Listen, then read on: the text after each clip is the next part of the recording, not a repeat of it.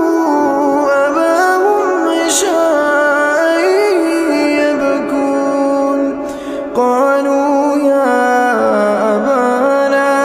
إنا ذهبنا نستبق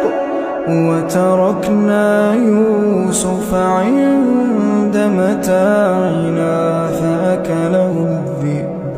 وما أنت بمؤمن لنا ولو كنا صادقين وجاءوا على قميصه بدم كذب قال بل سولت لكم أنفسكم أمرا فصبر